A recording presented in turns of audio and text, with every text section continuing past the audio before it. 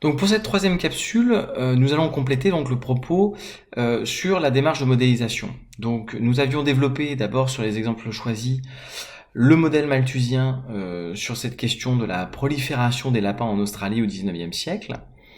Et nous allons maintenant nous intéresser à une deuxième hypothèse, donc celle du modèle logistique. Donc ici, la nuance est simplement de revisiter et de reprendre le premier modèle malthusien en tenant compte de la contrainte alimentaire qui va se poser à cette population de lapins. Donc, dans le modèle de Malthus, on avait supposé que le temps instantané de renouvellement, donc qui avait été noté alpha, était quelque chose de constant. Ceci donc amenait bien une évolution exponentielle qui était plutôt juste pour des laps de temps assez courts, mais beaucoup trop divergents et explosants en termes de population sur des temps longs. Donc la nouvelle hypothèse va être maintenant que ce taux instantané de renouvellement va dépendre de U, c'est-à-dire la population de lapins. Donc l'idée ici, que l'on voudrait mathématiser, c'est que plus la population de lapins va croître et va devenir importante, et plus elle va avoir un impact sur son milieu, qui étant limité, avec des ressources de nourriture limitées, va donc réduire sa capacité à se renouveler, et donc à se reproduire. Donc ici, pour U petit, le taux donc alpha, qui était d'abord une constante dans le modèle malthusien, est ici écrit de manière fonctionnelle, va dépendre de U. Donc c'est plutôt une constante qui est proche de alpha 0, quelque part la constante du modèle malthusien. Et puis alpha va décroître donc en fonction de U.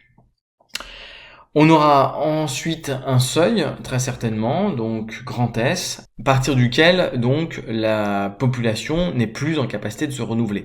Et donc la mortalité est plus importante que la natalité dans la population du fait d'être sur une surface exempte ou un territoire qui ne lui permet plus de se nourrir et donc de se développer. Alors, dans ce nouveau modèle, on peut choisir, je ferai une petite remarque là-dessus, il va falloir donc essayer de trouver une expression mathématique à cette fonction alpha, et donc lui permettre donc de traduire les composantes et les hypothèses précédentes, donc celle de la décroissance et celle d'atteindre un certain seuil à partir duquel elle serait nulle.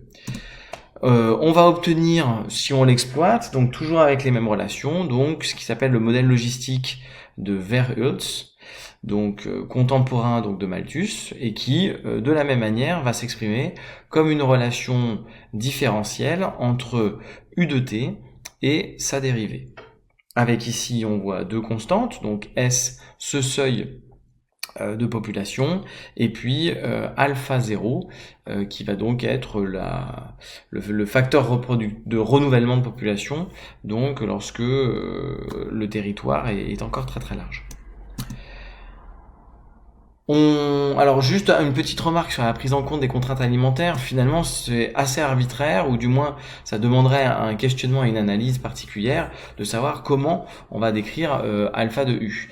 Et là, bien sûr que des résultats expérimentaux, l'observation, vont permettre déjà une première réflexion, et donc ici déjà peut-être un travail de modélisation. Donc si on avait choisi par exemple cette expression plutôt avec des quantités au carré, eh bien on obtiendrait un autre modèle logistique, et pourquoi pas, celui-ci serait peut-être à questionner ou à opposer par rapport au premier. Toujours dans cette même démarche donc de modélisation mathématique.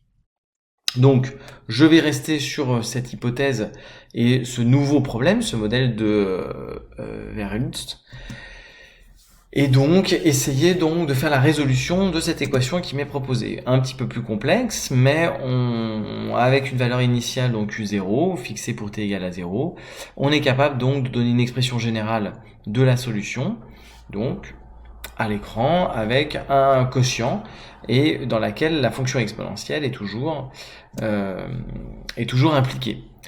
Donc je vois petite coquille, ce n'est pas très grave. On va, de la même manière que précédemment, essayer de regarder les résultats mathématiques et les conséquences qualitatives ou quantitatives que je peux en tirer. Et donc, bien sûr, la représentation ici graphique va être intéressante.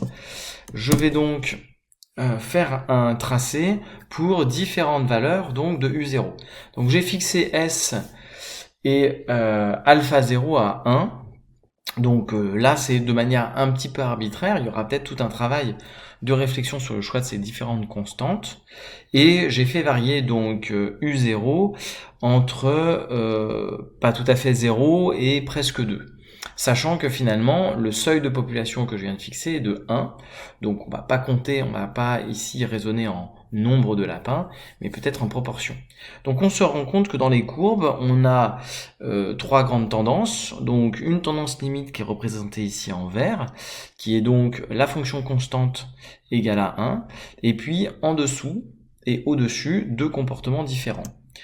Alors ces deux comportements, le premier est que si l'effectif initial a été situé donc inférieur au seuil, donc on est là, hop, on est là dans la configuration donc des courbes bleues. On observe donc un accroissement de la population et un comportement asymptotique avec un seuil limite. Et donc ici, les courbes bleues vont toutes admettre comme asymptote horizontale et une limite finie. Donc tendre vers ce seuil de population. Et puis à l'inverse, si l'effectif initial est supérieur au seuil de départ, elle est déjà sur un territoire exsangue et trop petit pour la population, et donc c'est la mortalité qui dans un premier temps va prendre le dessus et faire diminuer la population jusqu'à atteindre cette population seuil, cette population limite adaptée au territoire.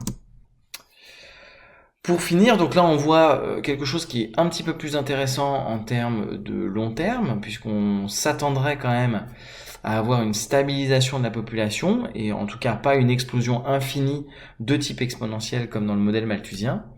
Et puis on peut se poser la question de sa pertinence locale, c'est-à-dire sur des échelles de temps et sur des durées plus courtes, et bien de voir si on retrouve bien cette croissance exponentielle assez caractéristique de ces populations de lapins. Donc ici, j'ai refait le graphique avec l'expression et le choix surtout d'une population initiale très très éloignée du seuil de population, et donc dans les premières valeurs, donc ici on va dire à l'échelle des 5 premières années, une évolution exponentielle, et on a vu les courbes d'ensemble avec une vision plus générale qui néanmoins vont ensuite tendre vers un comportement asymptotique d'une fonction avec une limite finie en l'infini. Donc, à condition donc que l'effectif initial soit très inférieur au seuil, eh bien on observe bien une croissance exponentielle, un petit peu comme dans le modèle de Malthus.